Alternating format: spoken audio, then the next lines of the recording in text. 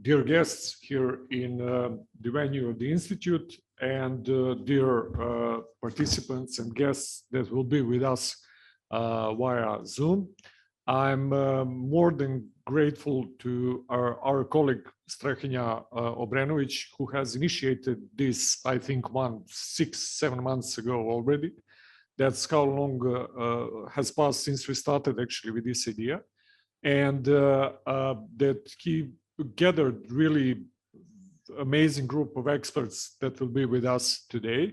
But I will not take a lot of the time because he organized the whole day's project, and I will ask him to take the course after that and to present the whole idea, and especially our participants today.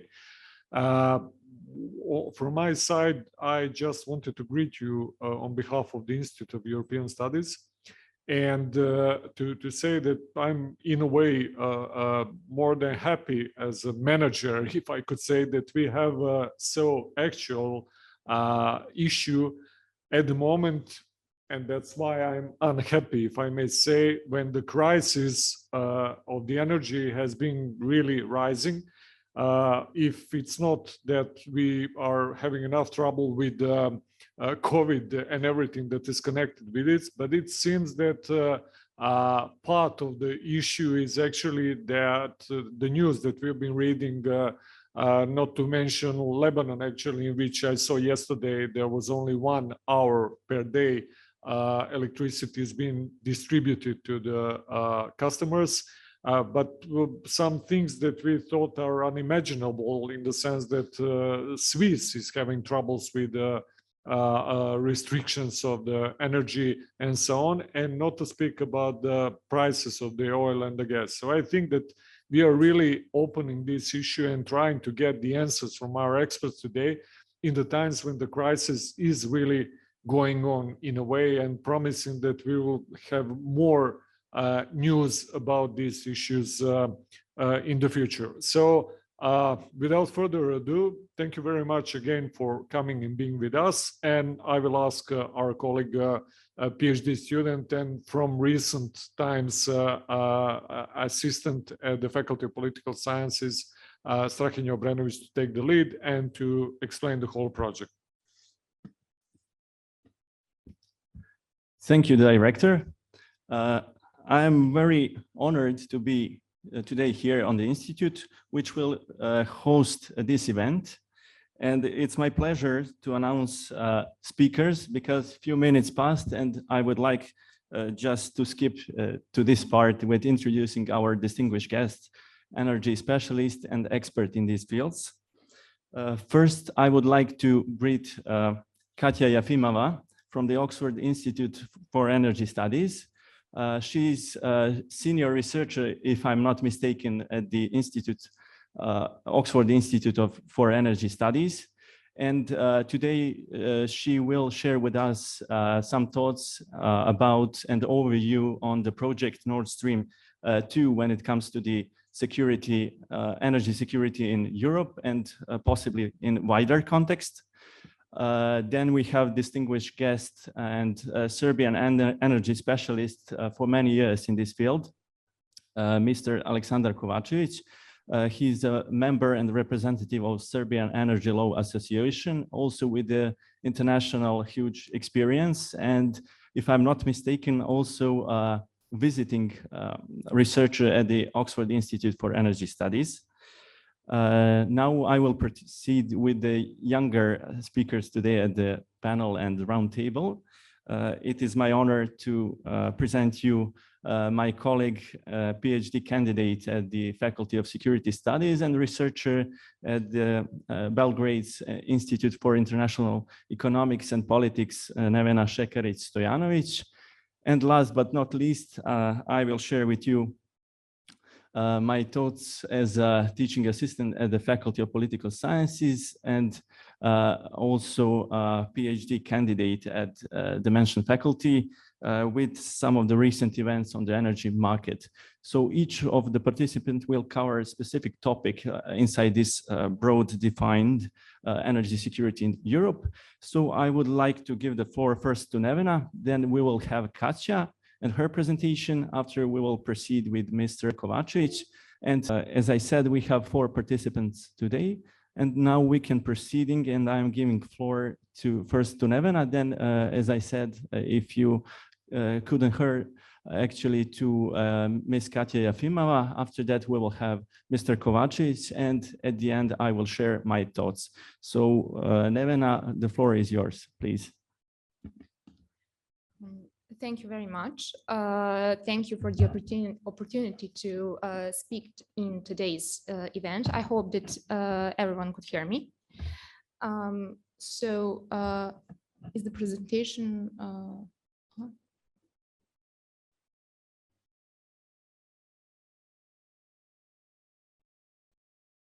Thank you.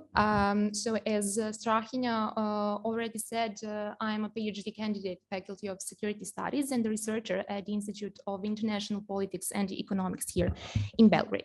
So in the next 15 minutes, approximately, I will try to map some of the EU energy trends and try to locate the position of the Balkans in this.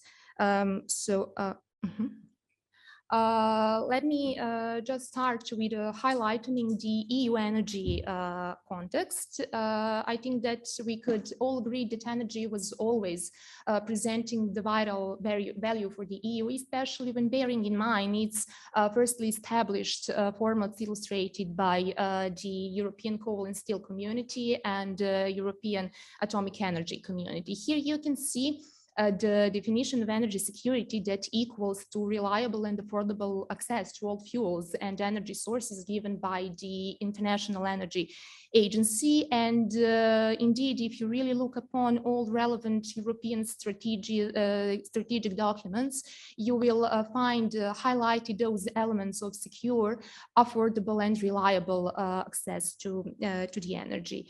Also, approximately from the very start of the European integration, there were always kind of omnipresent tries of the official EU institutions led by the European Commission to make the energy an area not of a shared competencies among the member states, but more like a share of area of common and unified domain of actions. Here in these graphics, you can see that crude oil and natural gas are dominating the EU import portfolio. Crude oil is by far the largest imported energy product, amounting around 70% of total EU energy consumption, ahead of natural gas, which accounts around 20%, where Russia being the largest supplier of natural gas to the EU, both in previously year and during the first semester of this 2021 year. So to understand the logic of the current energy crisis in Europe, some underlines should be made here. Globalized markets mean that oil can be transported and traded all across the world. And in that sense, any oil producer can export to any market the oil, which makes the oil market actually very flexible.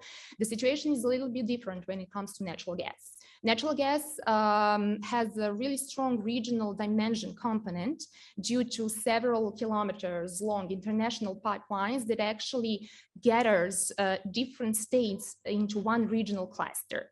And this formation in that sense gathers different actors in terms of different roles that they have in this gas trade, in terms of producing, transit, and consuming parties. And this formation is often characterized by divergent energy interests of those different actors. So natural gas is transported mostly through long pipelines that are very expensive and take years to build. And moreover, pipelines are only economically viable up to a certain distance, which in practice means that the countries are limits to suppliers in their neighborhood. For these reasons, gas importers have only a limited choice of suppliers and cannot flexibly switch from one to another. In the 2019, the EU had to import more than a half, actually more than 60% of its total energy consumption. And here you can see rising of the EU's energy dependence. The share of imports rises to 97% for crude oil and 90% for natural gas, which are the two biggest components of the EU's import portfolio. So just to compare, during the 90s, only 40% of energy products needed to be imported in the EU. Renewable energy sources, from the other hand, accounts for only 1/7 of total EU energy consumption, which still is not enough to adequately support smooth energy transition towards decarbonizing economies. Of course, in the long term, it is highly likely that EU will develop its own sources of clean energy, but until it happens, it must import main of energy products. So considering all this, gas consumption is rising, and the result is rising gas imports, which eventually led to high energy dependence from one single energy supplier. In the case of EU, it is, of course, Russia. Over 2/3 of gas imports come from Russia, amounting around 45%, and from Norway, accounting 25%. Of all EU member states, 10 EU countries get over 3/4 of their gas imports from Russia. So in 2020, during the last year, Gazprom supplied almost 175 billion of cubic meters gas to the European countries. Among Western European countries, and Turkey accounted for approximately 78% of the company's exports from Russia. So high dependence of European Union from Russian natural gas could be seen in this map that is showing main gas transit routes from Russia to European Union, with some in construction and some potentially be constructed. So why are there so much controversial issues when it comes to the construction of new Russian pipelines that will lead gas to the European Union? Where some geopolitical considerations mentioned that additional Russian pipeline projects, such as Nord Stream 2 and Turkish Stream, recently could result with flooding European gas market with cheap Russian gas and diverting it from other suppliers, which is not in compliance with EU's diversification goals. Also, many analysts are questioning the future of the Ukrainian transport route if the Nord lines in Turkish Stream are realized. It should be also mentioned that many countries are interested in those new projects, especially in terms of possible transit fees that are significant boost to national economies for those countries. Controversial, and I'm sure that other speakers will talk about that more detailed. Nord Stream, for instance, resulted with deep internal and even transatlantic disunity over this issue, which eventually led to the USA participating in this conflict by adopting a set of sanctions against companies that were employed in the construction of the Nord Stream 2. So all these factors actually highlighted the extent to which the EU remains so-called Gulliver in chains, as the European Commission named it in 2000, by being highly dependent on one energy supplier. Of course, we could say that current energy crisis is not a lonely case. It is what the analysts call a so-called perfect storm, a combination of the factors coming from the economic, political, technical background, demand for energy as we came out from pandemic restrictions, combined with the declining gas supply at a global level, and especially in Europe, insisting on cutting off coal from use and lower wind sources and many other factors actually prevailed with this current energy crisis. Some gas crises also took place on several occasions during the last 2 decades. We all remember those listed, and somehow they, as well as the current one, highlighted some common gas problems such as gas prices, gas depth, transit fees, and control over the system of pipelines. We could say that the history of the conflicts over the listed issues eventually led to the labeling of European energy dependence from Russia as a threat. To be more precisely, European Global Security Strategy and the Normandy Index explicitly marked energy insecurity as one of the main external threats to the European Union. So yes, the energy is very much linked with the security within the European Union, and I would even dare to say that it is securitized within this EU context, and the set of special measures covering many of strategies, initiatives, regulations, and packages are direct proof of that. Here are listed some of them that actually introduced one of the main energy instruments within EU energy policies. So current situation could be probably seen as a driver of energy transition and impetus for a faster moving towards decarbonizing economies and renewables. And this is all what makes the process of securitization of energy issues within the European Union is still happening within this context. So where is the place of the Balkans in this? At the very beginning, it should be stressed out that diverse energy mix of the Balkans is the result of different energy needs of the Balkan countries, but tellingly, the primary Balkan energy sources are derived from solid fossil fuels, primarily lignite and coal, natural gas, oil, and to some extent from renewable energy sources. When it comes to solid fossil fuels, it should be stressed out that many of the Balkan countries are still very high carbon intensive economies and using aging and old energy infrastructure.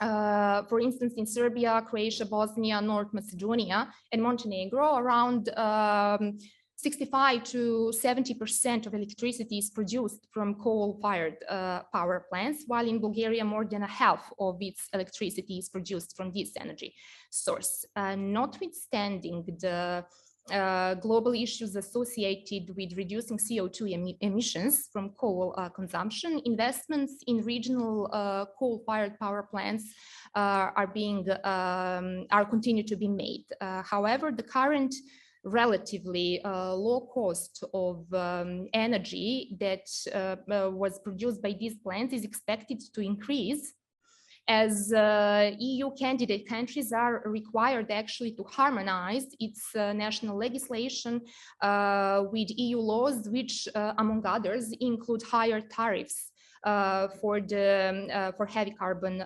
emission.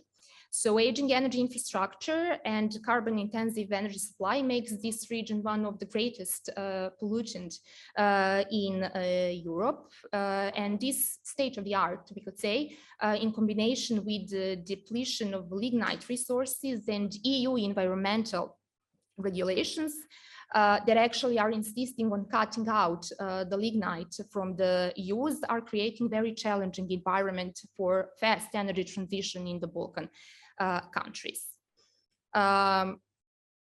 Of course, when it comes to oil and natural gas, Russia is the main supplier for the Balkan countries. And of course, there should be have in mind that those countries have different share of gas in their total energy consumption, but many of them are dependent from importing Russian gas, with some exceptions of, for instance, Romania and Croatia that are producing significant amounts of its own natural gas. Besides, Russian companies are also controlling oil refineries in Romania, Bulgaria, Serbia, and Bosnia and Herzegovina, making Russia the most important and dominant energy actor in this part of Europe. And here you can see just some numbers that are actually showing achieved natural gas supply via Gazprom export during the last year.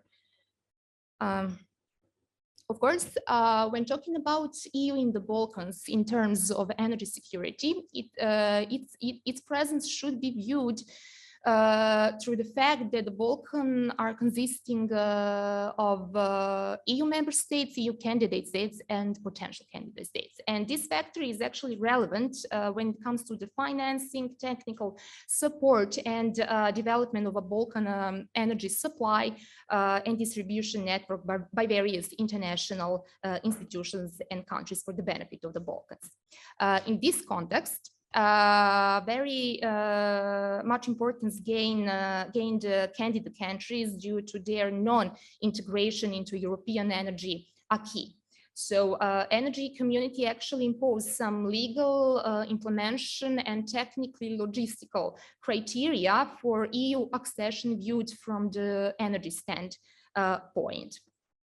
These legal criteria actually mean the adoption of plenty of legislation on diverse energy areas such as electricity, gas, oil, energy efficiency, renewables, and etc. And according to the latest annual report of Energy Community, here you can see the state of the implementation of the provisions governing some energy areas, which shows different degrees of those fulfillment.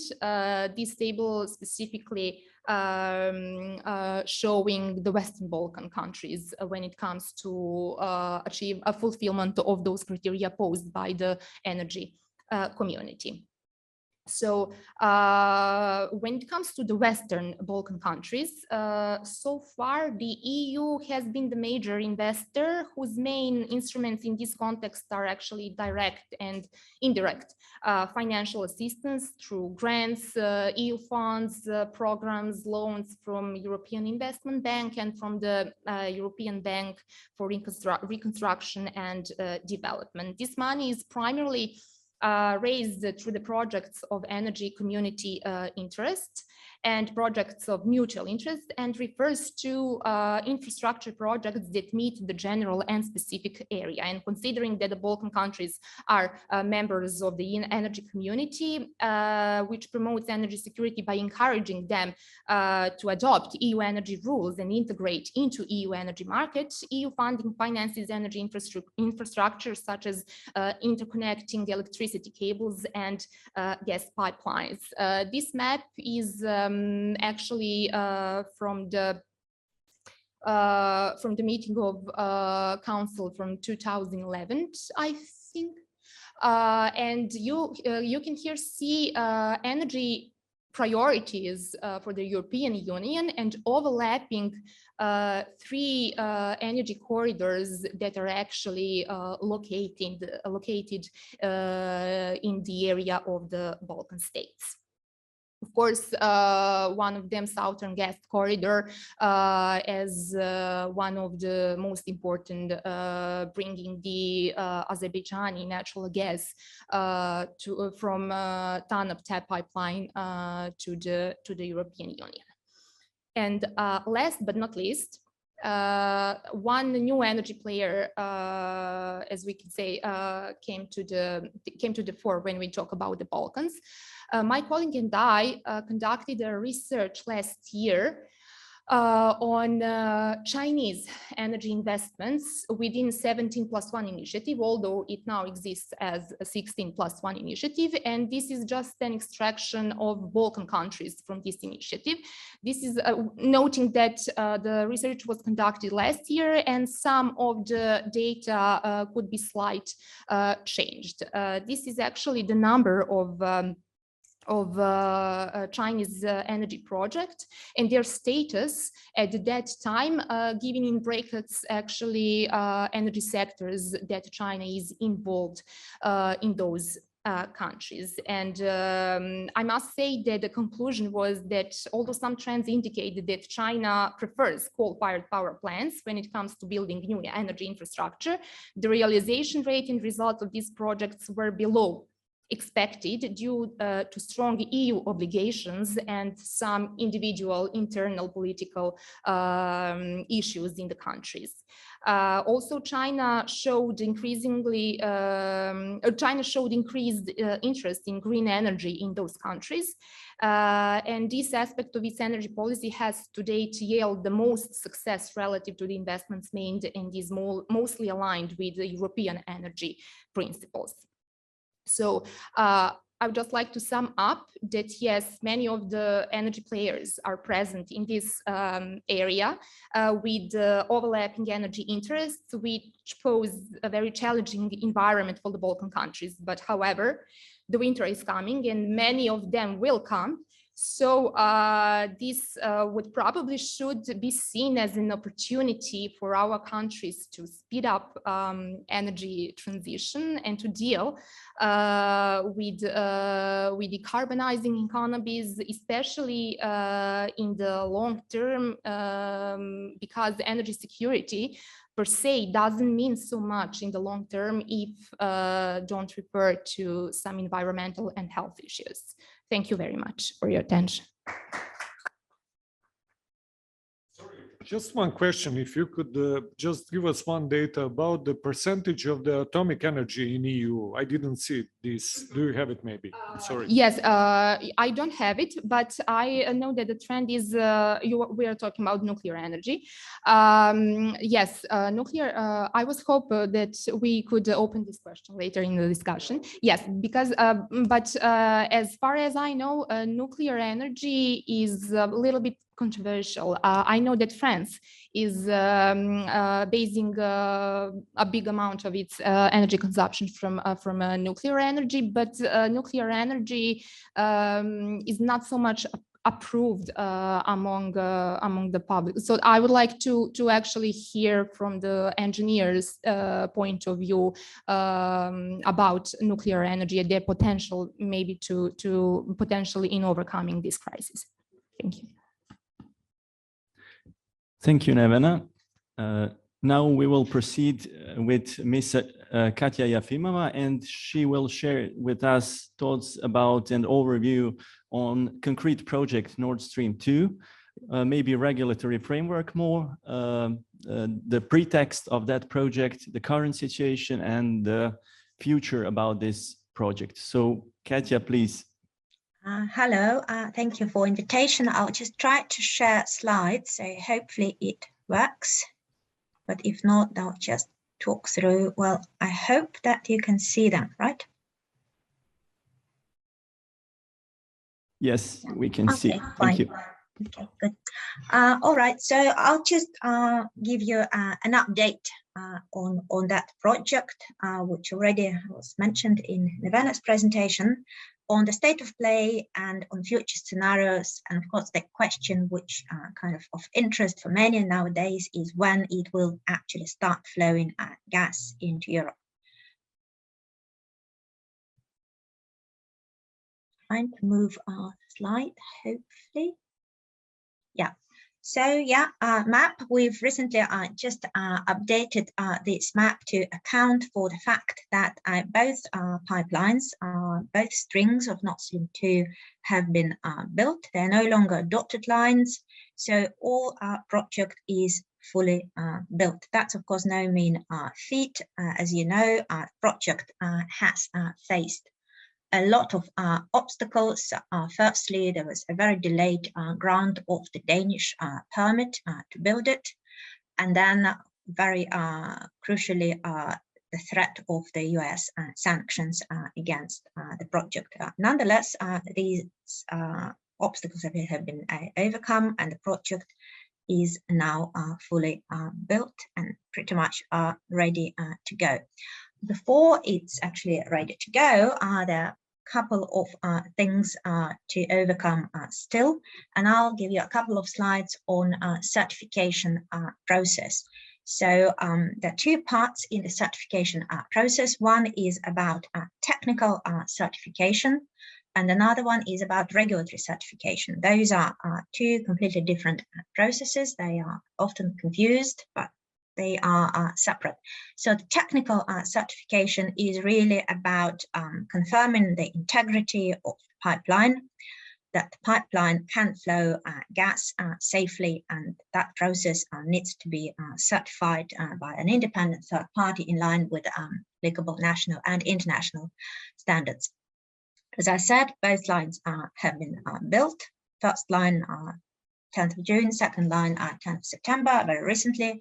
The pre-commissioning, effectively ensuring that the pipeline is all in proper integral state, has been completed on the first line, and it's ongoing on the second line. And the first line already has been filled with gas at pressure, which is sufficient for starting flows pretty much any minute now. In terms of technical certification, which is compulsory before the flows could start, because it's about safety, it's kind of engineering issue. So according to Nord Stream 2, that certification has been obtained. It has been independently certified as is in order. This has been confirmed by, for example, the German regulator, Venezia, which said that all such certificates have been submitted to the German regional authorities in the region of the northern Germany where the pipeline arrives on shore. So the second set of challenges is the regulatory certification, and these are as yet unresolved.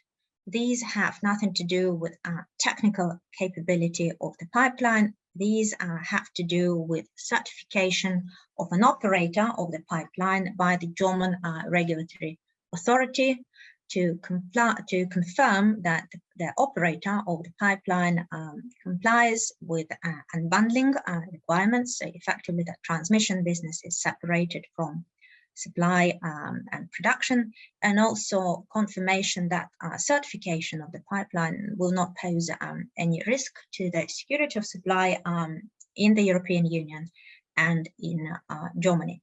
As you know, such certification is now compulsory for Nord Stream 2 due to a change made in the EU law, in the EU gas directive recently, which until now did not apply to pipelines from third countries, from non-EU countries coming into the EU. This directive has been amended, and there are main provisions in it on unbundling, on non-discriminatory third-party access to the pipeline, and also on transparency of tariffs charged for transmission, or at least methodology. Those are now the requirements which would have to apply to the Nord Stream 2.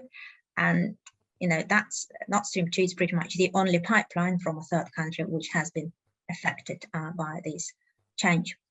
So to give you an idea about Nord Stream 2 certification timeline, is that Nord Stream 2 has applied for certification in June, but it was only in early September that the German regulator confirmed that the complete the complete application for consideration for certification has been received, and under the EU law, both under the gas directive and under gas regulation, the process could last up to 10 months. So effectively, the German regulator, Venezia, has up to 4 months to issue its certification decision, its provisional or sort of draft certification decision, after which that goes to the European Commission, which also has up to 4 months to issue its opinion on draft certification, the first 2 months in the first instance, and if it decides to seek the views of the Agency for Cooperation of European Regulators, ASA, which is based in Ljubljana, then it can extend it by further 2 months. Then it goes back to the German regulator, which will have 2 more months to consider the opinion and to formulate its final certification decision. Importantly, the German regulator's decision can differ from the European Commission's opinion, so the opinion is not binding, but ideally it should take an utmost account of it. Also important to note that the first stage of this procedure, the stage at which Venezia issues a provisional certification, draft certification decision, also includes an assessment by the German Ministry of Economy and Energy, whose job is to provide an opinion about whether certification will pose any risk to the security of supply of Germany or the European Union. And virtually yesterday, the German ministry has confirmed that it has provided an assessment, and in its view, certification does not endanger security of supply. And that's effectively a precondition for Venezia then to take account of this before it issues its draft certification. So that's clearly a big positive step for Nord Stream 2 certification. And when the ministry came to this conclusion, in the process, it has consulted 9 EU member states, including Poland, which is a staunch opposing country for the project. But nonetheless, as a result of this assessment, the German ministry concluded there is no risk. So that assessment has been completed. So it's now done. It's now for Venezia to issue provisional certification for consideration by the Commission. So big question is whether the flows could actually start before certification process is completed. Normally, under gas directive and gas regulation, certification is effective only once the whole regulatory certification procedure has been completed. It includes all these 3 steps, which I've mentioned: Venezia, then Commission, and then back to Venezia. However, it's not impossible for the German regulator to allow flows before such certification is completed on a provisional ad hoc basis if there is a justification. And of course, the justification could be to alleviate an ongoing gas supply crunch in Europe. But normally, starting flows in absence of certification would have been an administrative offense under German law, and it would be penalized by fines. But again, it's within Venezia's powers to waive those fines and indicate that it's all right to flow gas while certification is pending. And it also could request a roadmap in which Nord Stream 2 could provide its assurances how these regulatory requirements in the directive are going to be made, specifically in respect of unbundling and third-party access. In terms of capacity utilization, so when Nord Stream 2 is cleared to operate, eventually, once regulatory certification is granted, whether there is any possibility under EU law to cap the utilization of its capacity, to place any capacity restrictions. In my view, there are several instruments within the EU, a key within the amended gas directive, within governance regulation, and most importantly, in the OPAL exemption decision that could be used to limit Nord Stream 2 capacity utilization. But I would argue that a very significant cap is unlikely. Why? Because it would come into conflict with existing long-term capacity bookings on Oigal pipeline, under which 8% of capacity booked long-term. And Oigal pipelines, if you remember from the map in the first slide, those are the connecting pipelines on the German territory where gas, which is brought into Germany by Nord Stream 2, then flows via 2 parallel Oigal pipelines. So it's impossible to impose a higher cap on Nord Stream 2 than such that would not cause a conflict with oil bookings. In my view, the main instrument really for placing a restriction on utilization of combined capacity of Nord Stream and Nord Stream 2 is OPAL exemption. Just to remind you, OPAL is a connecting pipeline for Nord Stream 1. So the predecessor of Nord Stream 2 is the two parallel pipelines that already exist. And the OPAL exemption, the OPAL has been operated under capacity cap. There were two exemptions. One was granted by the European Commission in 2009, under which 50% of OPAL transit capacity were capped. They were not available for Gazprom flowing gas. That decision was revised in 2016 when the European Commission lifted that cap, and Gazprom would be allowed to use more than 50%. It would be able to use almost all capacity, provided that there are no third parties are willing to have that capacity, and that was to be determined via auction. And that continued for some time until there was a legal challenge mounted by Poland in the European Court of Justice. And recently, the European Court of Justice took a decision to reimpose the original 2009 exemption decision with a 50% cap, on the grounds that allegedly the principle of energy solidarity had not been considered when the 2016 exemption decision with a more lenient cap was issued. So now that 50% cap is in place. So Nord Stream 1 gas cannot go into OPAL, but it's been going into OIGL because OIGL was sitting empty, waiting for Nord Stream 2 to be built. So what's now going on? These about 13 BCM of gas continue to flow via OIGL, and that of course leaves less capacity for Nord Stream 2 volumes, but that allowed Nord Stream 1 to be operated at 100% of capacity. It's unclear whether that 50% cap would be revised. At present, it's in place. It could, of course, be challenged by Gazprom. Doesn't look like it has happened yet. But that exemption decision and that 50% cap, obviously a very significant restraint on Gazprom's export capacity into Europe.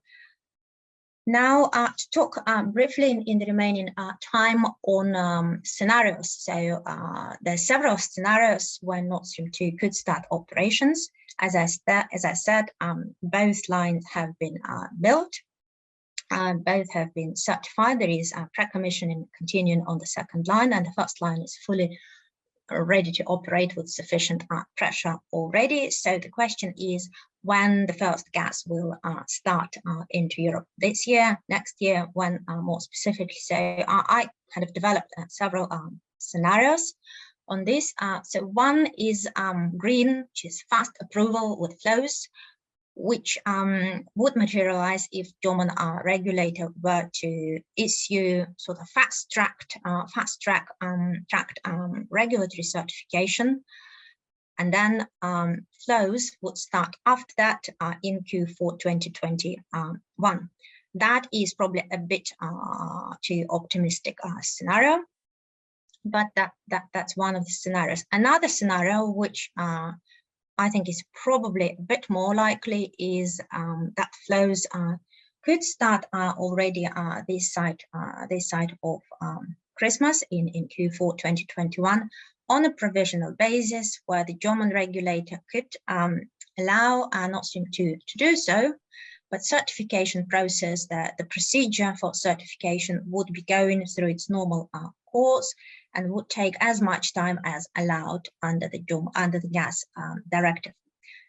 And a third scenario is that flows will only start sometime in 2022, and in that case, regulatory approval would take a long time to secure, because, as I said, it could take 10 months, and 10 months means sort of early summer for completion of regulatory process, and then flows could start only then. So those are three wide-ranging scenarios, and I think there is still hope that the yellow one might materialize, and I would probably think that's the more likely one at present, because I could be wrong.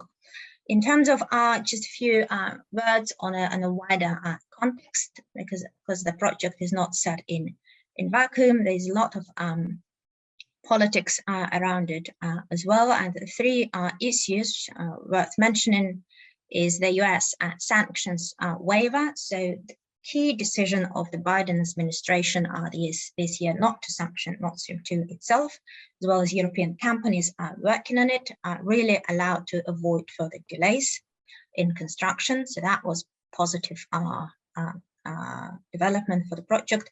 In terms of the quid pro quo for that, there was a German-US agreement, and it's in place, under which Germany has committed that it will certify Nord Stream fully in line with EU law, the letter and spirit to be honored.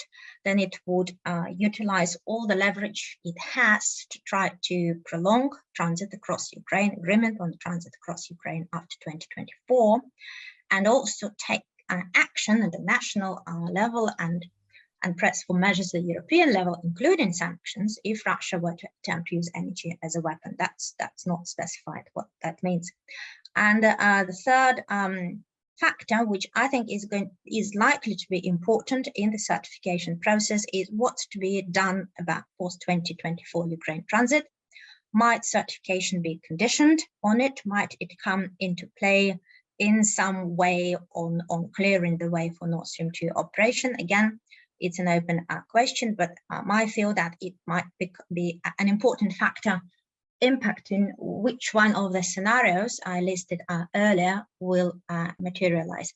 And the last slide is just virtually what I've said through the whole presentation. Just key messages is that first, while Nord Stream 2 is fully built, the start of operation is quite uncertain. The flows could start this year and could be delayed much further into next year.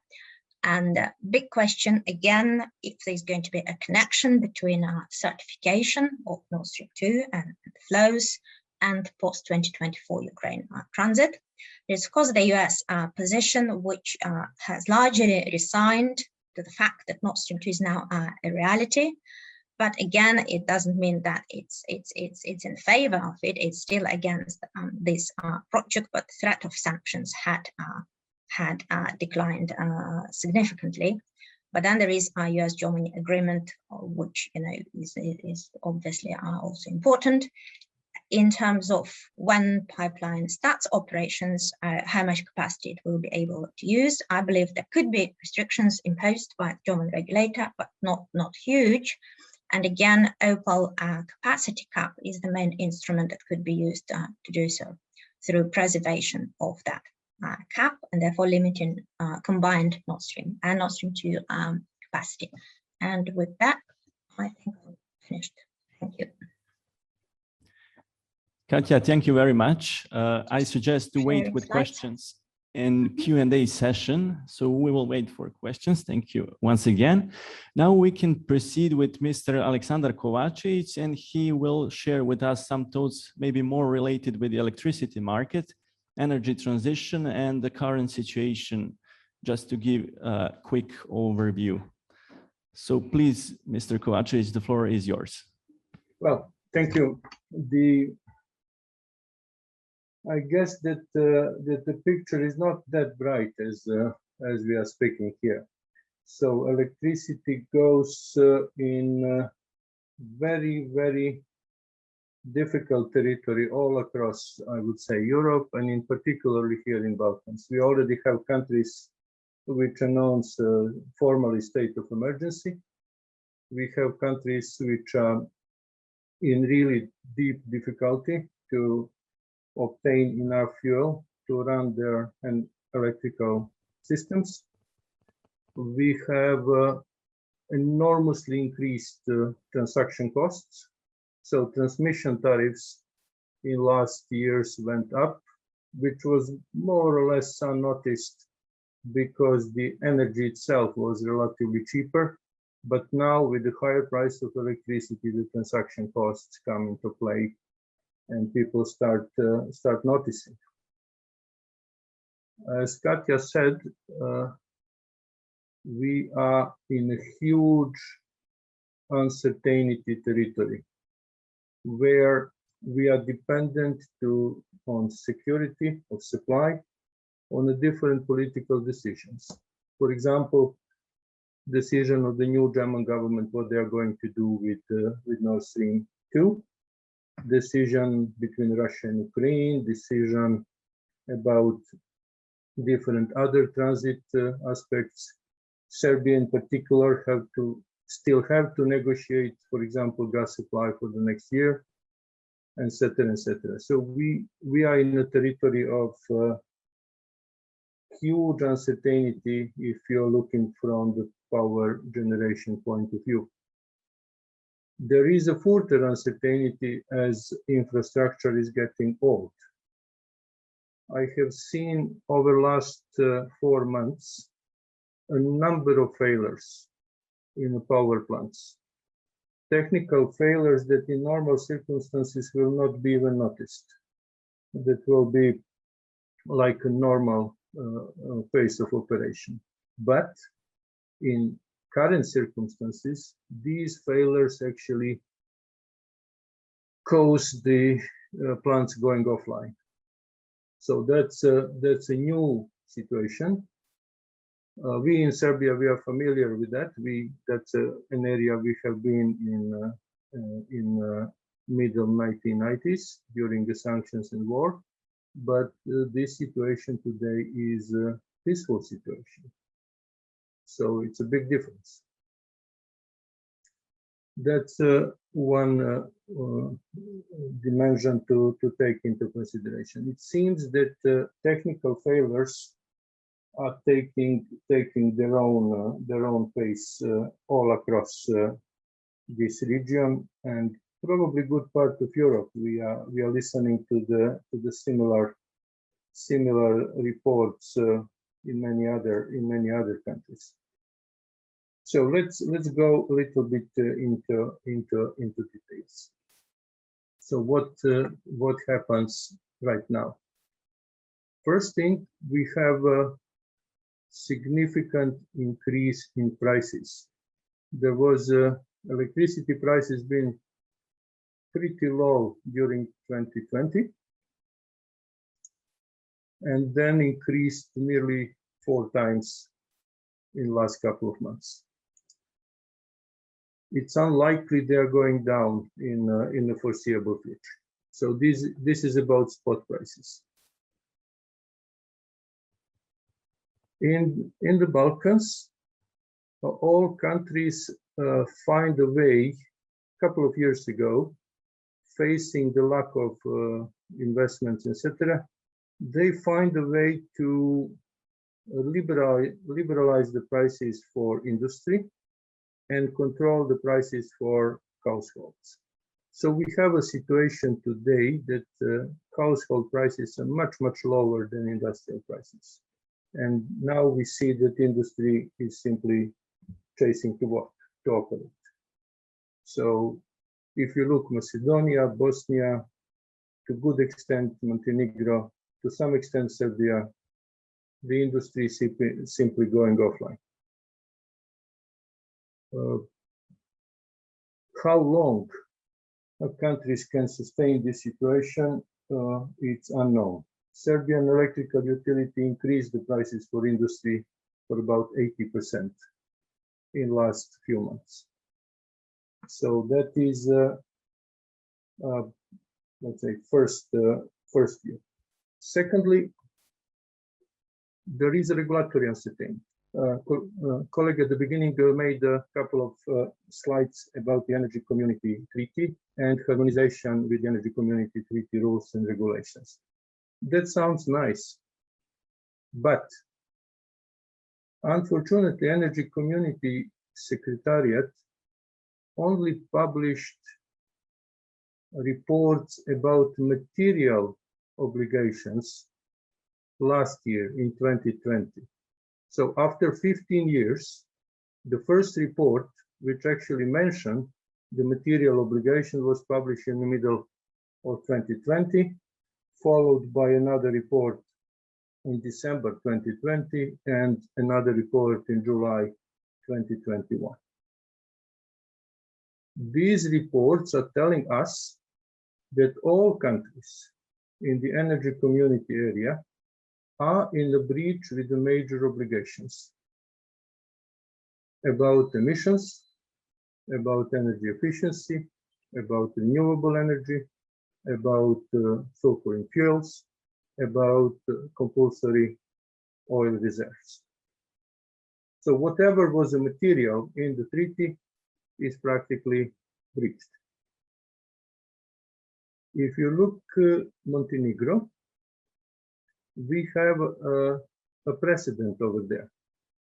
We have a power plant, actually the only one in Montenegro, but the power plant which opted out under Large Combustion Plant Directive in 2018 got extraordinary large derogation, 20,000 hours. And this plant actually used this derogation by November 2020. Surprise, surprise, it still operates. And it operates in full capacity. And we don't see that European Commission at all mentioned this problem in the progress report in a chapter about the rule of law. So the uncertainty about enforcement of the Energy Community Treaty is now getting real. We've been, let's say, warning about this for many years, starting already from 2011 in the formal report of European Commission to European Parliament, and then a number of papers onward after that. Nothing happened. And now we have to be extremely careful when we are talking about investment decisions. Every investor, whatever he's eventually doing, looking into demand and supply and looking to eventual customers, etc., what is going to be enforcement of the Energy Community Treaty obligations? Is there a chance that the lignite power plants will shut down in line with obligations? Nobody knows. Is there going to be any kind of penalty? Nobody knows. What is going to happen with this infrastructure? So we have absolutely no idea on this is now, let's say, uncertain ground for any kind of investment. Energy Community Treaty also gave a level of energy security to the contracting parties. Actually, it extended European energy security arrangement to contracting parties, offering them, let's say, a safety net in case of disruptions and failures in security of supply. In other words, if we translate this into political language in the Balkans, nobody cares anymore about security of supply. So the governments are pretty sure that if things get really serious, that there will be somebody in Europe to step in and help.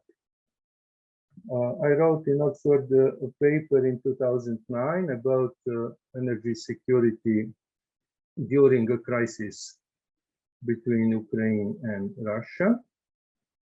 And it turned out that in Balkans, during the crisis, under significant constraint, and during receiving, when Europe was sending gas and electricity to the Balkans, all capital cities, all district heating systems had the highest possible consumption of energy.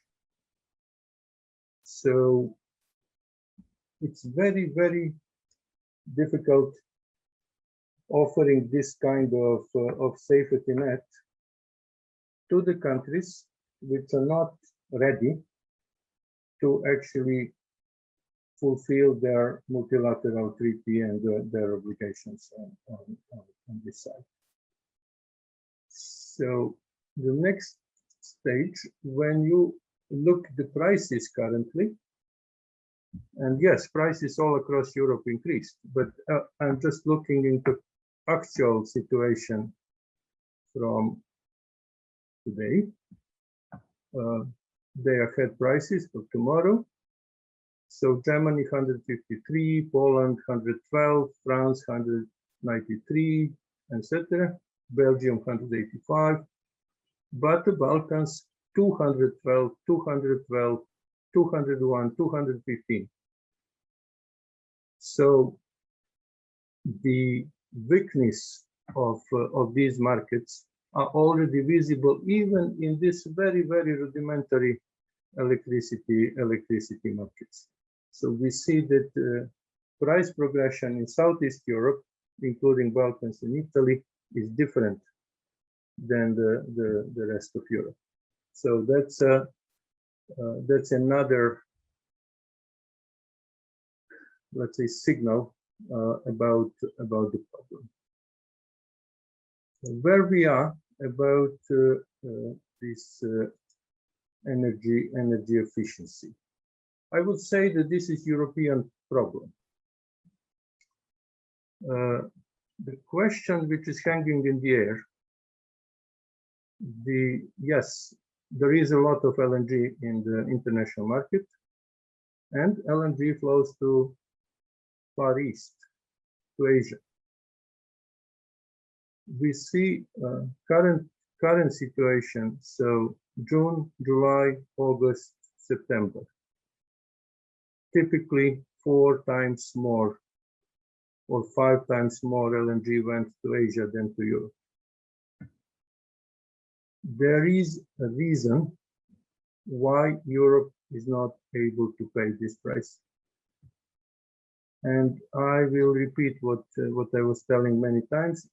That reason is deeply efficiency of the system.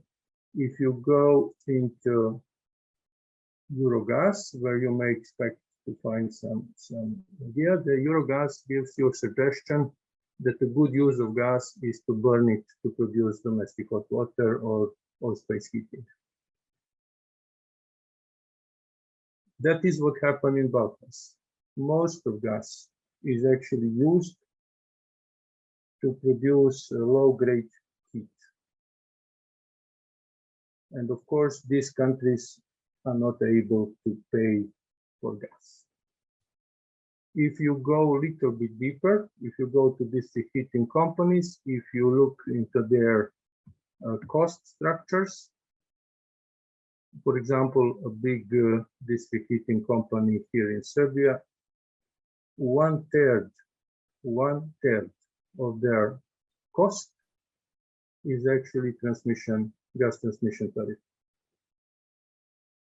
So this is a very, very difficult situation for any conclusion or any investment initiative to eventually change this situation. In the recent report on progress report, for example, Montenegro, European Commission says, okay, we are still about to invest into the pipeline along Adriatic coast from Albania, connecting TAP pipeline across the coastline from Albania, Montenegro, all the way to Croatia. Sounds nice, but there is no demand there. The investment, which was already done in Croatia, with hundreds of kilometers of pipeline along the coast, actually signaled that basically nobody really connects. There are no customers. There are no customers in Montenegro either. And it's very, very difficult to see how this investment may contribute to the security of supply or may eventually change anything. We do have the same experience here in Serbia. Hundreds of kilometers of distribution pipelines being built and customers are not connecting. Then we are coming to the final question here is, what happens? Why is that so?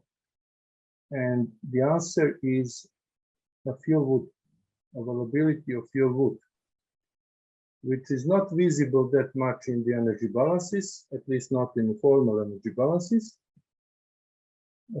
But this is in what happens in reality. So good part of households, a good part of industry even are consuming fuel wood. Fuel wood tends to be difficult because in the case of very cold weather, the people who are using fuel wood, they actually supplement with electricity. And because, of course, the marginal cost of electricity remains flat, the marginal cost of fuel wood goes dramatically up, and people choose to use electricity. So I see Goran there, he will know that. The outcome of this is that all the flexible capacity of the Balkan hydropower, the largest in Europe, is gone off the market. It's practically saved in to respond to these spikes in domestic demand. If you look what that means on the European side, if you look, for example, what is happening in Germany, I'm just looking into data from last month. All these fluctuations in demand are actually met in the most expensive way, by inflexible gas-fired power plants, by lignite-fired plants, and coal-fired plants. Intermittency of wind, intermittency of on-demand side, and the response was quite expensive.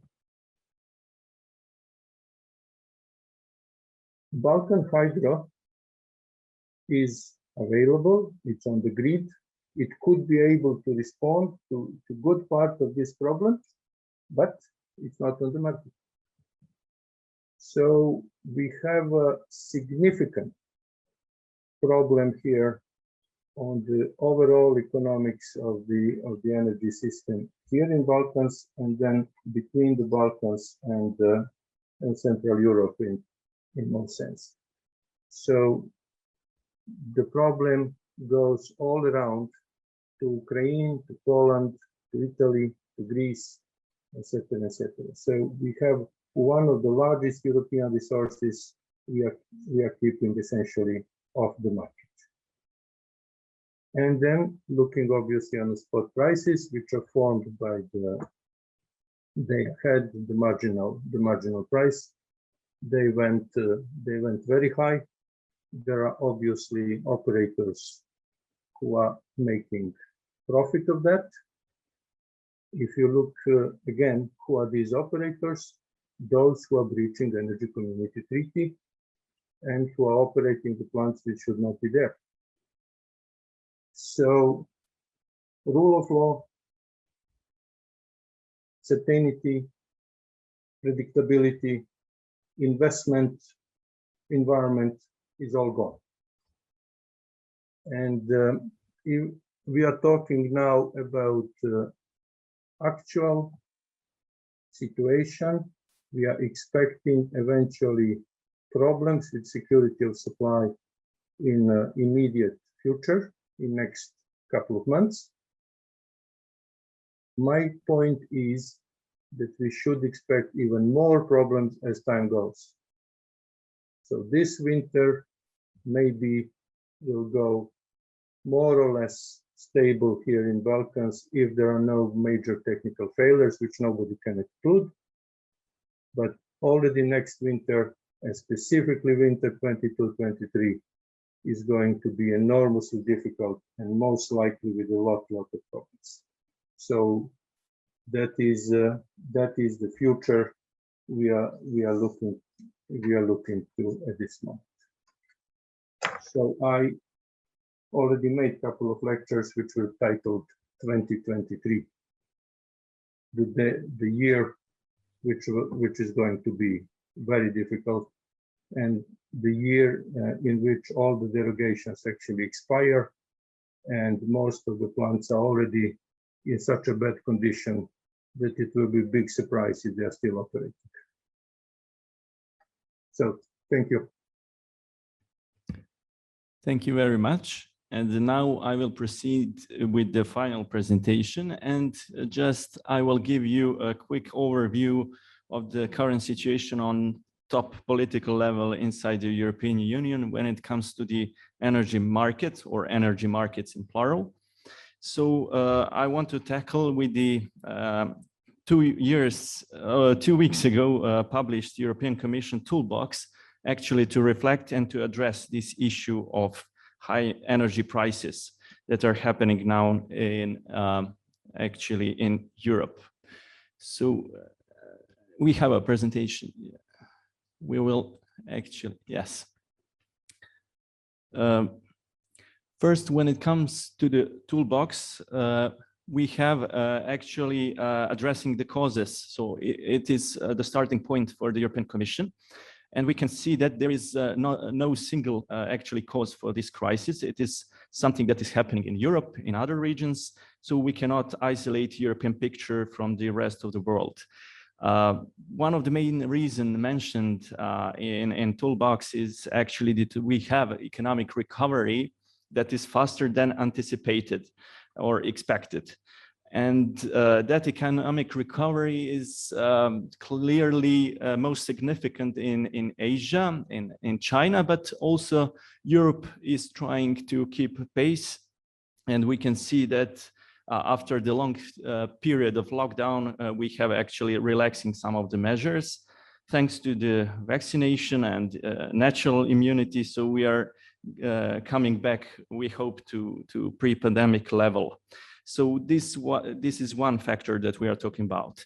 The other one also, we mentioned some of these causes already in presentation. So we have some of the unexpected weather conditions. So during the winter, we have a large number of cold days. And during the summer, we have unusually hot days and shiny days. So these impacted on electricity generation primarily. We know that gas is important in electricity generation on the European market. So it is used both for cooling the buildings and also for heating during the winter times. And another situation that is impacting the overall energy market is, of course, a global demand that is not happening only in Europe, but also in the rest of the world, especially in China. And China's ambition to become carbon neutral at a rapid pace. So actually to phase out the coal as it is possible earlier. So, but from the other hand, we also have supply side problems. So one of the leading suppliers when it comes to the energy resources are also struggling to actually meet their internal demand, domestic demand. And after that, they are focusing on exports. So we can mention just Russia as an important European partner when it comes to the gas trade, is also facing with internal rising demand, also with shortages in its own gas storages. So it's just focusing on first on itself, and after that there is some export perspective. Also, Norway has some of the problems, but it is trying also to large that amount of exports to the Europe, and we can mention a number of other suppliers. Also, we have a larger carbon price rise this year and lower performance of some renewables, especially when it comes to the wind and less hydropower. And it is not happening only in Europe, but also in Latin America. We have Brazil as a large energy market. So it's all influencing when it comes to the situation current on the energy market. So now I will proceed with the EC toolbox. So as I said, it was actually published 2 weeks ago by the European Commission. Yesterday, we have an extraordinary Council of Energy Ministers under the presidency of Slovenia. And before that, we have also European Council as a summit of EU top leaders, presidents and prime ministers. And when it comes to the toolbox, as I said, first we have explanation of energy crisis. And I think that the emphasis in this structure of toolbox is actually the causal link or causal nexus between energy dependency and energy prices. So we are unfortunately rising our energy dependency, and that will correlate with the increased energy prices, and vice versa. If we are not so energy dependent, we will have lower and stable prices. So that is my opinion. That is actually the core of the EC explanation. When it comes to the import dependency, as we said already, that Europe is now more dependent than it was actually. You can see this comparison of numbers and percentage actually from the beginning of this millennium, and also the current situation. Also, the key issue to address in this toolbox is actually the most vulnerable, the households, and tackling with the issue of energy poverty. Another important question which raised a lot of attention is the role of natural gas and its future role in the overall energy mix in the European Union. So we can see that is European Union actually still largely dependent on imports. And this situation is going to be, I think, even worse for European domestic production because it is overall declining. It's declining in Netherlands, as we know. We will have soon closed one of the largest European fields, Groningen in Netherlands, and so on. It is the situation also with other EU member states and even in wider energy community and European Economic Area perspective. When it comes to the rise of prices, we are not sure is it temporary or a long-term increase as we discussed. So I will not address that issue anymore. And my opinion is that the Commission has a prescription, as a kind of doctor, that we need more renewable, but its emphasis is actually on wind and solar. So other aspects of renewables are not so promoted, in my opinion. And other aspect is energy efficiency. And we have disputable role of nuclear energy and natural gas. So the member states are clearly divided when it comes to these two sources and their role in energy transition. So we can see that the EC is actually calling for rapid and coordinated approach, but it is obvious that it is not calling for united or single approach. So we can actually think about this formulation and choosing the wording in European toolbox. This picture is actually showing the gas storage and the current situation. So we can see that some of the countries that are working on diversification actually at the moment have a larger amount of gas in their storages. And also there is a public opinion or partially public opinion that these countries that depend more on Russian gas are actually have lower, the current situation, lower amount of natural gas in their storages. So it is particularly obvious in Germany, Netherlands, and Austria specifically. And emphasize in this toolbox is also on the question and the issue of storage, as we will see. Now we are approaching to the measures proposed, and we have to bear in mind that the European Commission is also talking about the appropriateness of its existing legal framework. So this framework enables both European Union and member states to respond adequately. And when it comes to the measures, we have a single approach by now. So few of member states already taken measures, or larger part actually of member states, and the rest are also considering taking the similar or other measures. And measures are divided in short term and medium term. So the short term, as I said previously, is focused mostly on most vulnerable, but also when it comes to the legal persons beside the natural persons, the emphasis is on the small and medium enterprises. So a different kind of support is actually predicted by this toolbox. And a large portion of member states actually use this measure already in their response to these rising prices on the energy market. So we have direct support, tax and levies reduction, state aid, also kind of support that will not disturb the current legal framework, but that will address adequately and urgently these questions. When it comes to the medium term, as I said, one of the important questions is the storage. Then there is a proposal for joint procurement, but there is no consensus on this issue still. And reserve stocks, especially of natural gas. These measures are advocated by primarily Eastern European countries, but also some of the Mediterranean countries that are more vulnerable to this crisis and skyrocketing prices on the energy market. And it is questionable whether these measures are in line with the existing competition rules and internal market rules when it comes to the free flow of goods, services, capital, and so on. We also have a proposal to actually review the risk groups existing under the current gas regulation dealing with the security of supply and safeguards.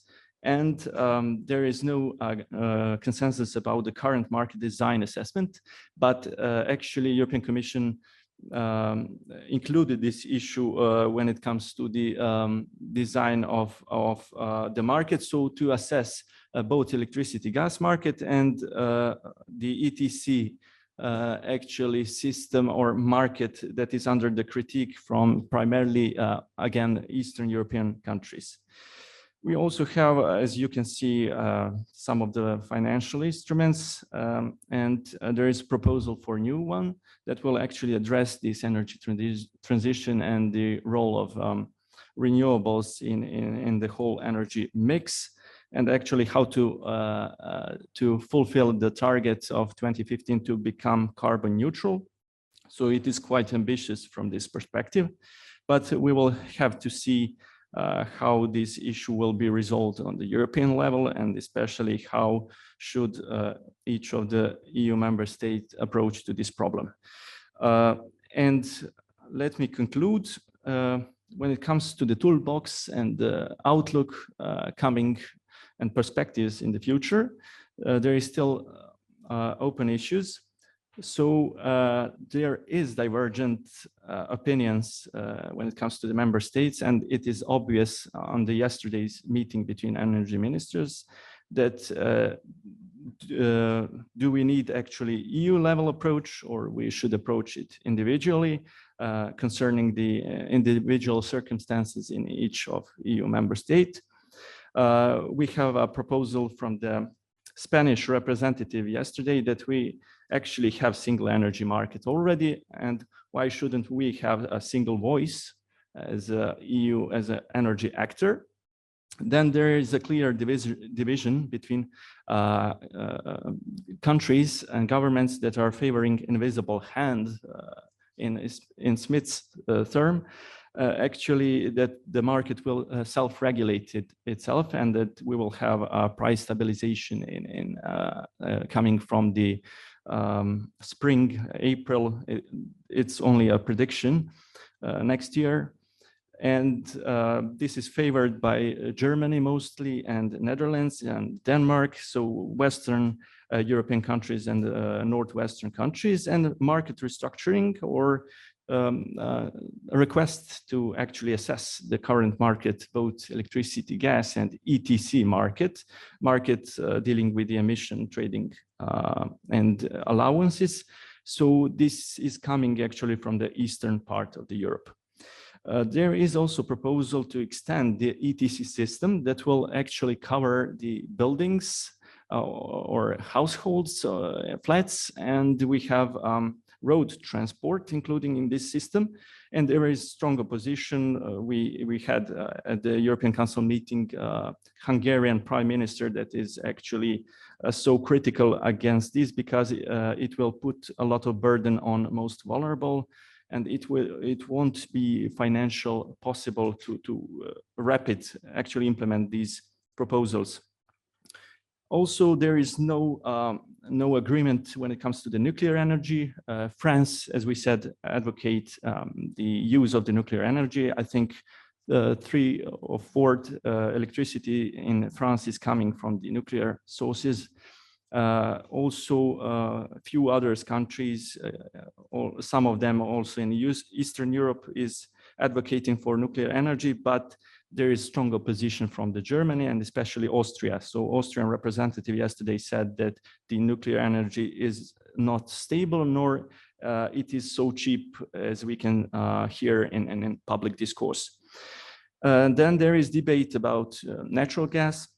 We know that this question is actually was actually present in the pre-election in Germany period. So SPD is actually advocating for natural gas to be a bridge to the so-called renewable future or carbon-free future. And its role as a transitional fuel is still questionable, but I think that in the final proposal, both nuclear energy and natural gas will be incorporated as a compromise between those countries that are favoring these different kinds of energy sources.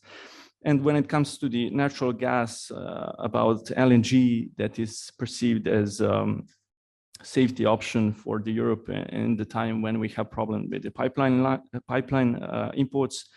It's only mentioned in the footnote, so we are not discussing the natural gas issue in more detail in this toolbox. We also, I think, in my opinion, that the intermittency problem with renewables, especially with the wind and hydropower, is not properly addressed. So we have, in my view, some kind of glorification from the European Commission when it comes to the deployment of renewable at the moment. So it is overambitious. It is, in my view, that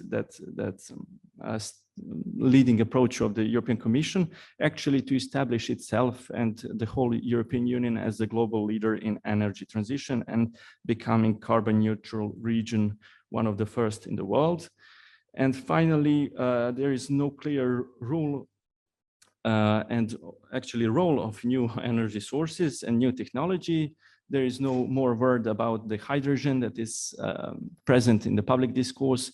So I think that this toolbox is only reflects the short-term problems, but it is also questionable. Is it addressed adequately? Because we can see that the EU level approach is not favored by all member states. So it becomes a complex issue that actually reflects the whole European Union structure and decision making. And I think that the individual approach will prevail when it comes to the crisis response. So this process of making European approach is time consuming, and the crisis need a quick response. Thank you very much.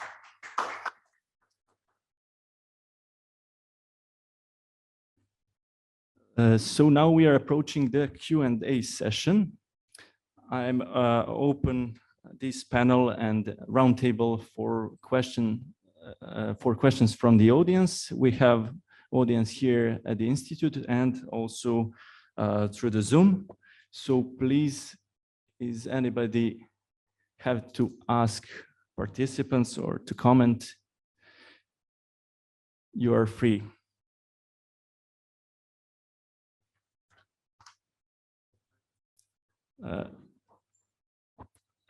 Rajko Petrović has a word.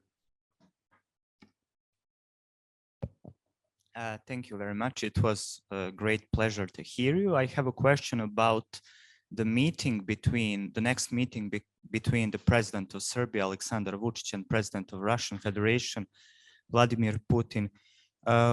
What is your opinion? What kind of expectations do you have about that? And what kind of potential agreement we can expect? Thank you very much. It's a question for all of you.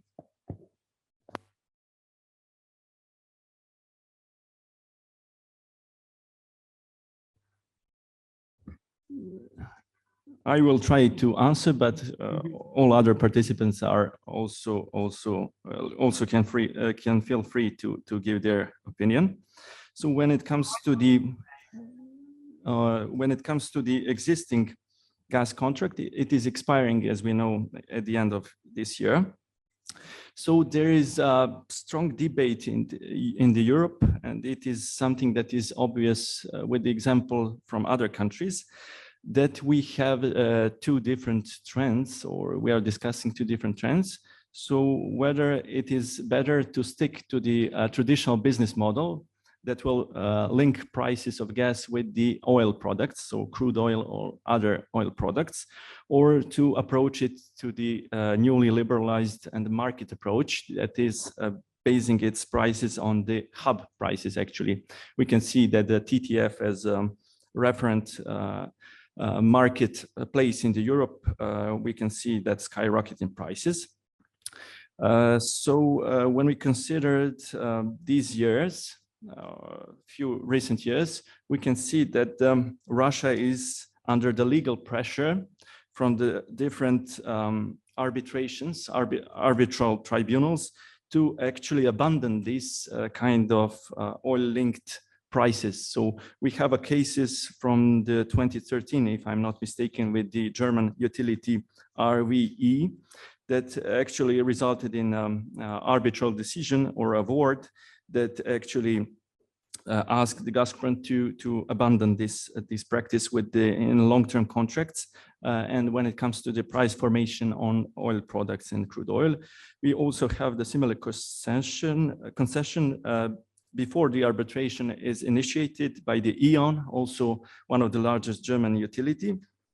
We have cases with the Naftogaz before the Stockholm arbitration that is actually inside the Stockholm Chamber of Commerce, and also the similar case with the Polish company PGNiG, also asking Gazprom to abandon the practice with the oil-linked prices in its contracts with the European partners.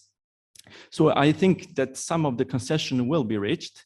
It is questionable whether this information will be made public. So it is kind of a commercial secret.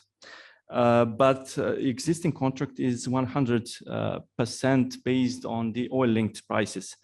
And now Russian side and Gazprom is proposing 70%, if I'm not mistaken, of the hub-based prices, and the rest 30% based on oil-linked prices.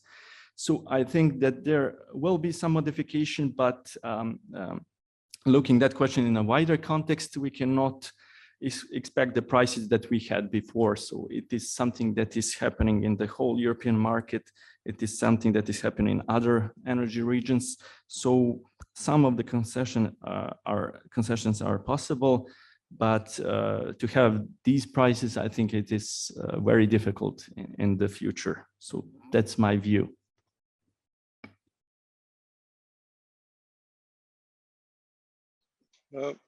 Strahinja, maybe I can give a little. Yes, of course, Mr. Kovačević.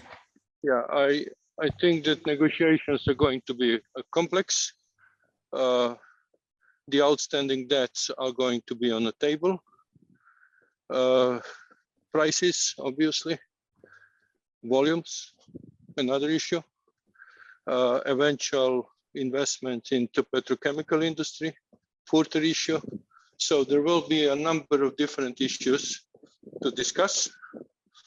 And the outcome, which is here in question about the price of gas, is going to be an outcome of relatively complex negotiations. So I don't think that this is going to have too much to do with the other European practice. The history tells us that Serbian gas price formation is very much out of tune with the European prices formation. So the very issue that negotiation goes between the governments and not between the companies tells you that there is a considerable difference.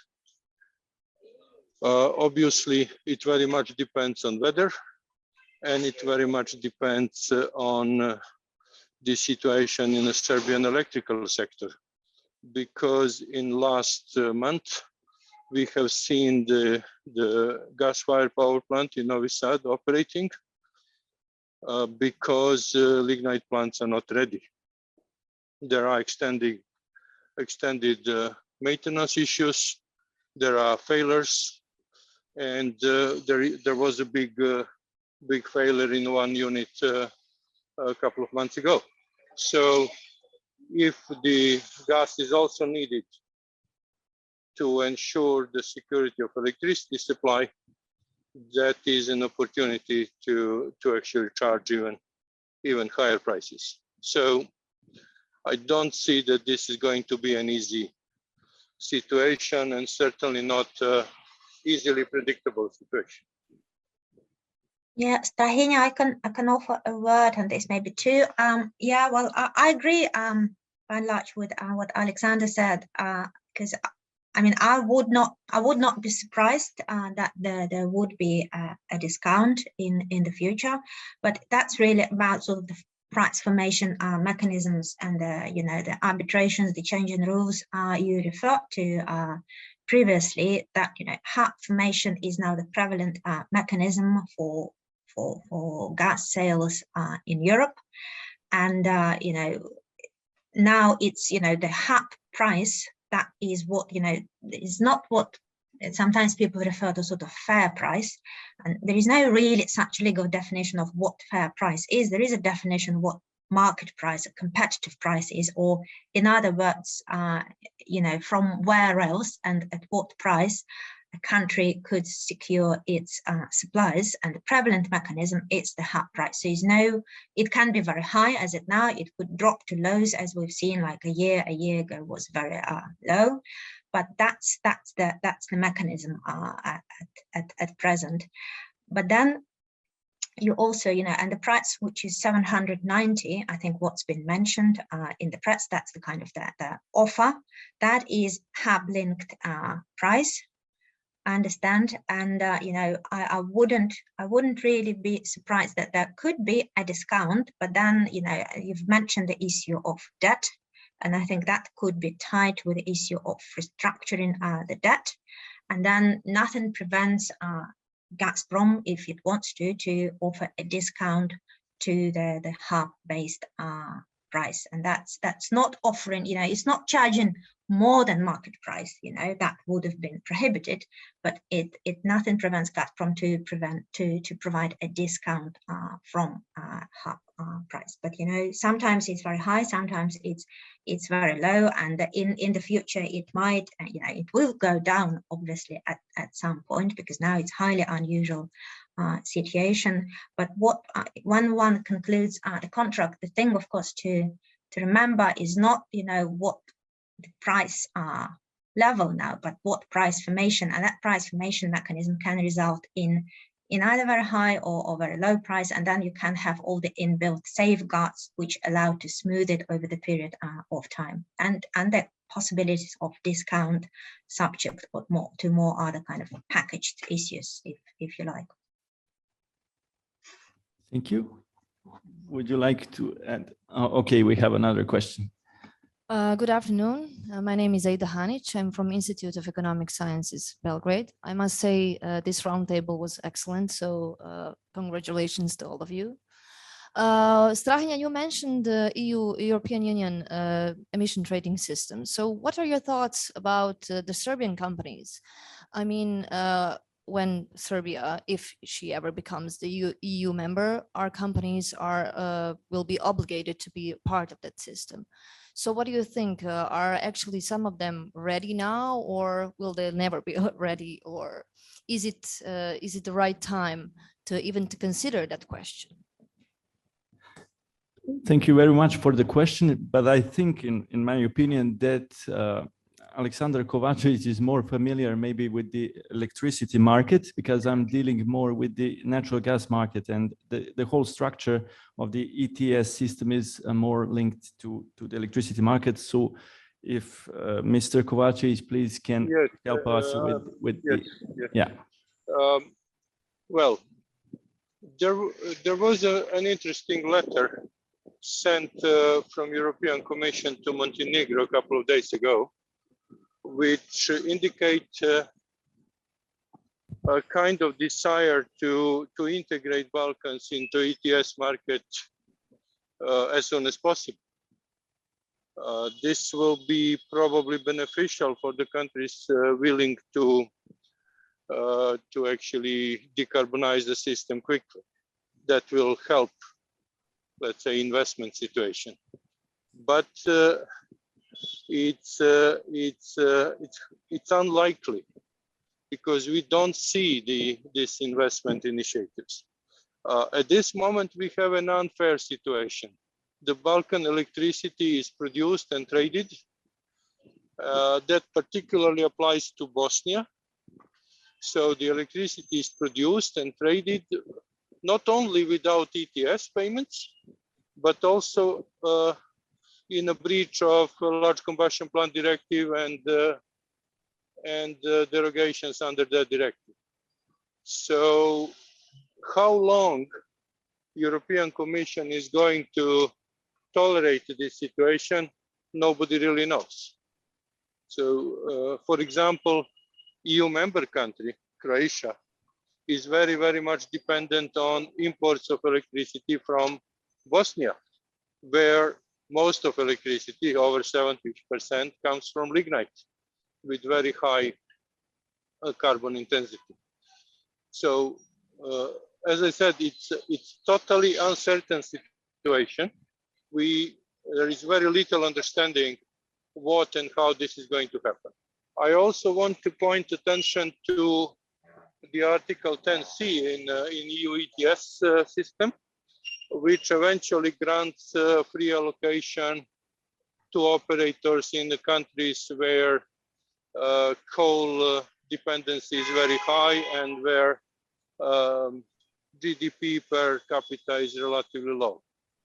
That was used pretty well for investments in countries like Poland or Romania.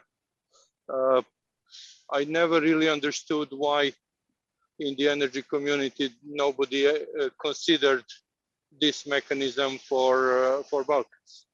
So we are sitting in very, very uncertain territory also on this question. Thank you. Do we have other questions? Yeah, well, I just wanted to recall that already open question about nuclear energy and to ask Ms. Katja or Mr. Kovačević, as already established experts in energy security topics.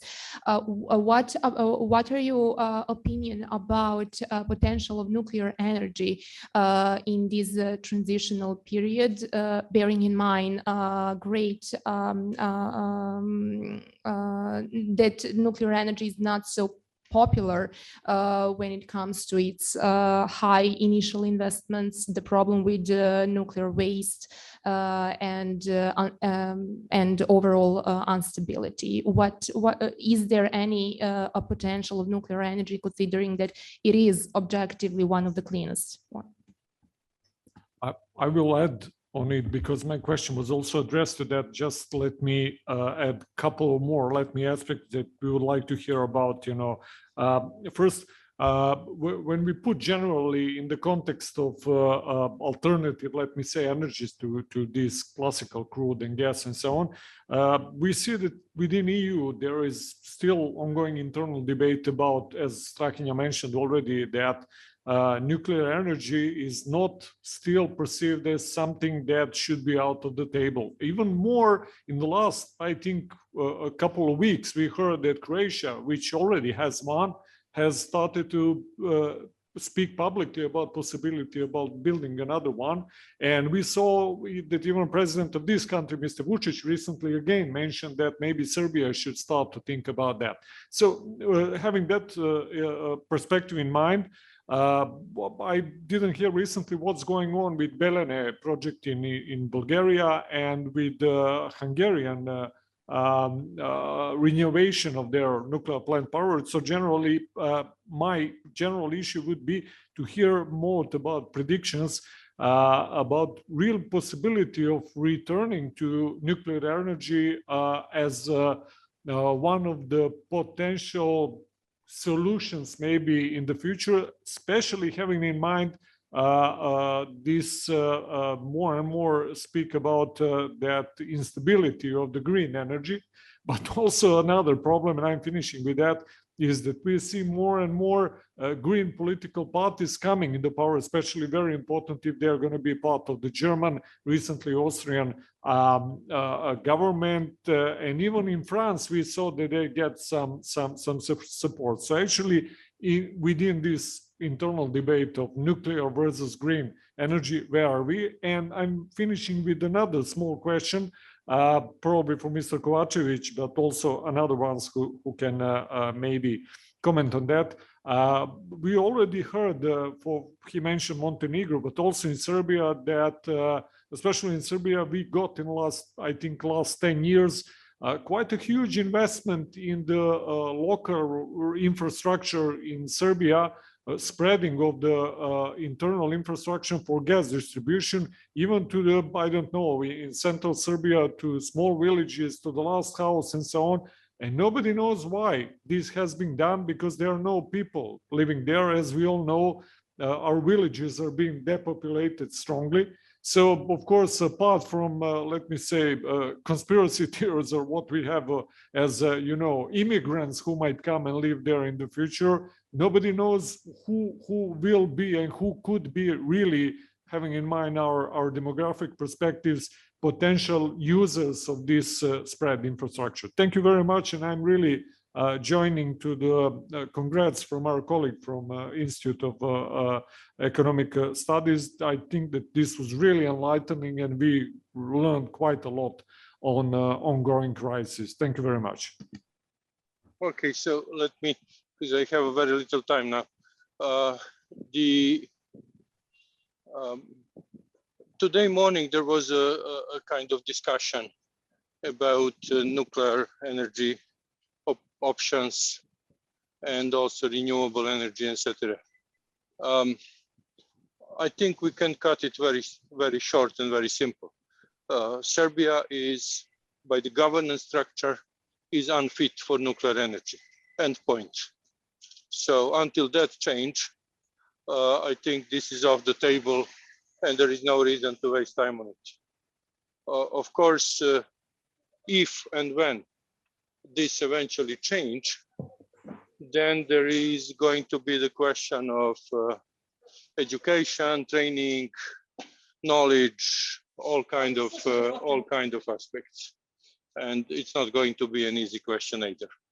So I think that for Serbia, for time being, this is an off table. So that's, let's say, a straightforward and simple answer. About renewable energy, the story is entirely different. These countries in Balkans with negligible industries, small energy consumption overall, small density of economic activity, small density of population, and quite substantial big renewable energy resources. These countries are not difficult to decarbonize. it's a matter of relatively effective and straightforward investments. So this is doable altogether. And this is probably the first thing to go. Yeah. That much?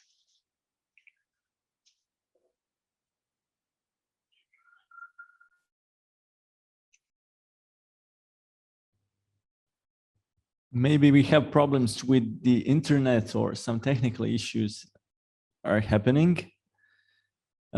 Katya, do you want to answer on these questions? Just a quick note. I'm sorry. But I mean, yeah, for Alexander, we don't. I can't hear him.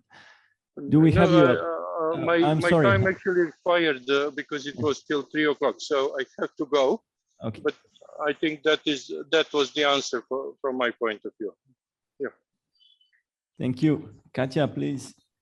just a quick point. But I mean, I'm not an expert on nuclear energy. I'm a gas expert. But just a general point in terms of more kind of general development of nuclear sector in Europe, I believe it will continue to be an individual issue for individual member states, and those member states that have been traditionally supportive, such as France most evidently, will continue to support it, I guess, and those countries which have really made a political choice to go away from nuclear energy, such as Germany, and it's really a political issue, it's an issue of public acceptance, then I wouldn't expect it to develop in Germany. But then this current crisis pretty much demonstrated very clearly that the European Commission has very limited means of, addressing it and let alone resolving it. So in its toolbox, virtually, it basically confirmed what the national member states were able to do themselves, really. It just confirmed that those measures, short-term and longer-term, they are within the limits of the EU law, and that's pretty much it. That's nothing that much extra. So it's not really that the EU now in a very strong position to sort of mandate one thing or another. And I would expect that ultimately, both nuclear and gas will make it eventually into the taxonomy and enabling to get funding. Nuclear is an issue which, obviously nuclear doesn't produce any greenhouse gas emissions. So on that front, it's clear, but then there is the issue of nuclear waste, etc. So that's not about decarbonization, it's a different type of hazard, if you like. In terms of gas, of course, the greenhouse gas emissions and the methane emissions, but again, gas can decarbonize. There are various technologies for decarbonization, including carbon capture and storage and reducing methane leakage, etc. So that if that's the industry, if industry can show that it goes that way, that is also a possibility. And clearly, some countries are a lot more pro-gas than others. But either way, it will have to demonstrate its ability to decarbonize. It just won't stay like these unabated methane. Thank you. Do we have maybe questions from the Zoom?